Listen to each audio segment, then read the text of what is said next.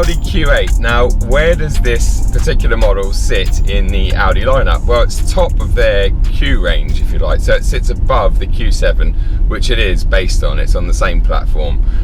It is really like a coupe version of the Q7, so it's a stylish version. It looks very good on the outside. I would actually go as far as saying it's probably the best looking SUV in my opinion, but obviously that's very subjective.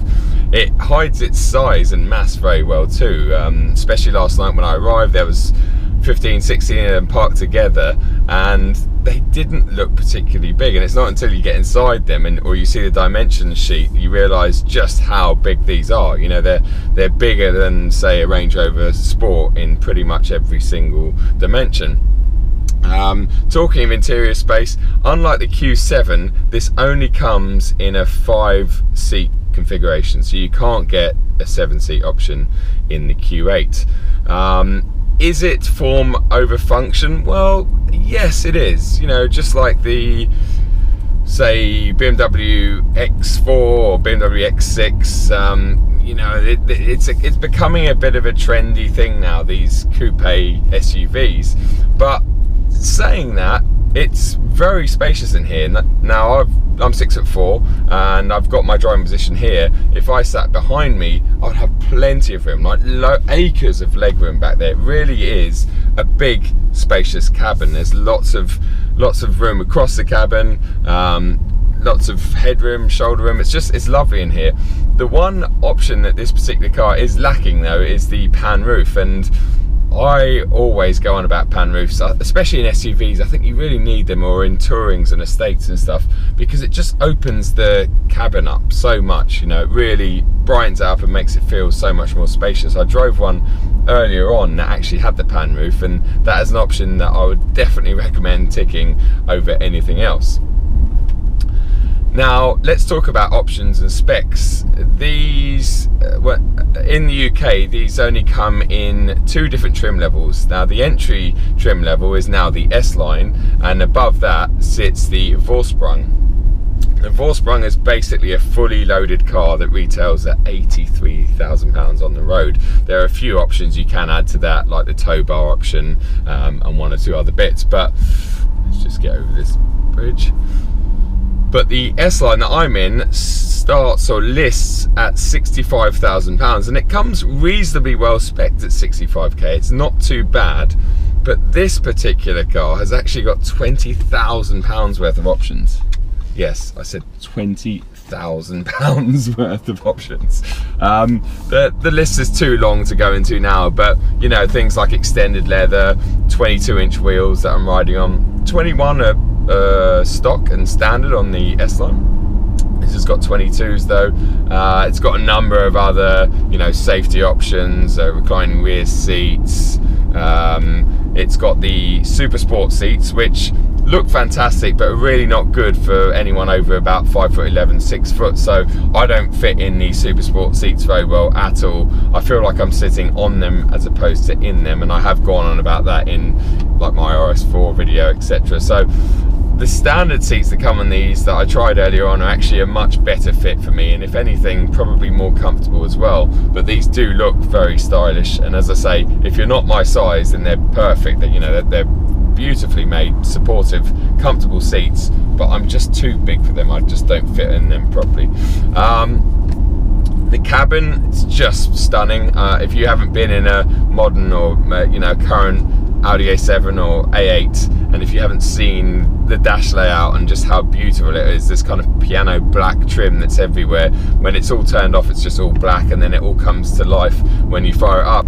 And then when you have things like the virtual cockpit, this one's actually got head-up display as well. It just all looks so cool and so modern. In terms of functionality, now, you know I'm a BMW man, so I love my iDrive and I'm very used to that. I haven't used one of these modern MMI systems enough to sort of get my head around it, but it does work. Everything's here, like there's so many functions, but I find myself looking down whenever I'm doing anything from heater controls to radio or whatever. I do look down, but that's probably because I'm just not very familiar with it. There is a very good voice recognition system that literally you can tell it to turn the heating up or turn the heating down, and it will do that for you. So you can use that. As I say, I would acclimatise to how all this works once I'd run one of these for a few days. So yes, it's a really nice place to be and a really nice place to sit.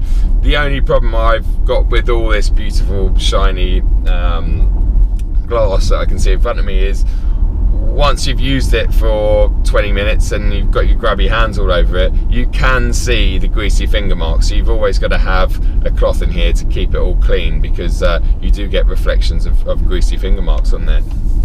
But otherwise, yeah, it looks great. Looks really, really good. Now, what is this car like to drive, and what's it like to you know, handling wise, etc. Well, firstly, we'll talk about the power plant, and there is only one engine option available in the UK at the moment. They are going to bring some other options at a later date, and the one engine option that I've got in this is the 3 litre turbo diesel 6-pot.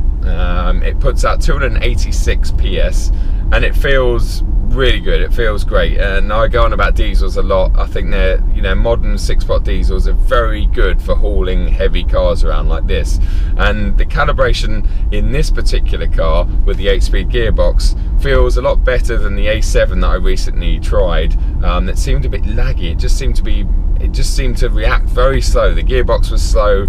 It seemed like it had a lot of turbo lag. There was something that wasn't quite right, whereas in this one it feels great. You put your foot down and it really takes off. You know, it has a 0 to 60 time of, I think it's 6.2 seconds, which is fast in a car that's, you know, this big and this heavy.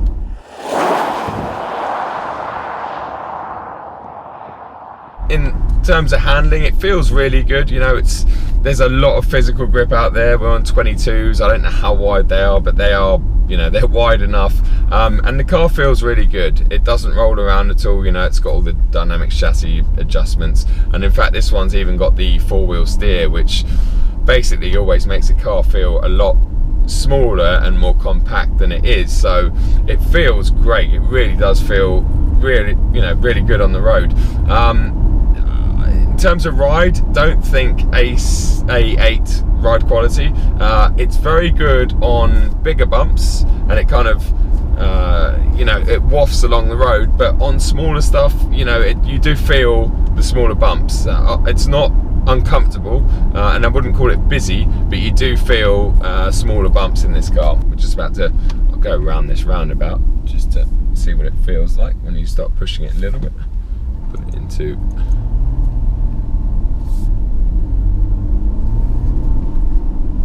so you throw it in, it stays so flat. It's amazing, it really does.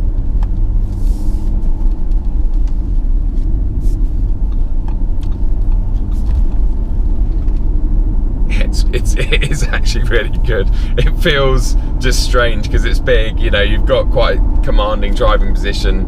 It's an SUV, isn't it? So you can see down the bonnet. Feels really good in that respect. But yeah, it's not a sports car, you know, it's never going to give you what, say, an RS4 would, but it's not bad. It doesn't roll around. It feels very good. The driving position is, yeah, it's really good.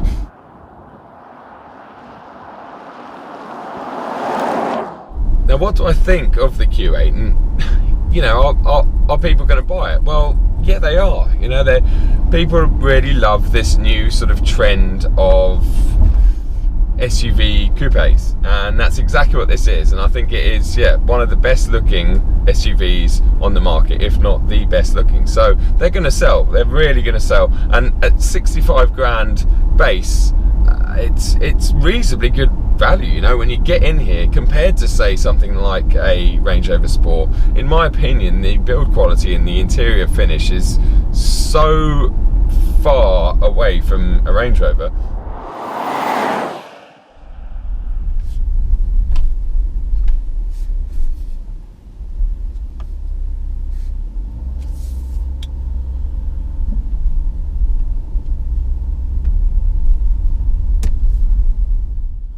Right, I hope you enjoyed today's video on the Audi Q8. Please give us a thumbs up if you did, and make sure you subscribe if you haven't already, and leave us any comments or questions below. I'll see you guys at the next one. Cheers.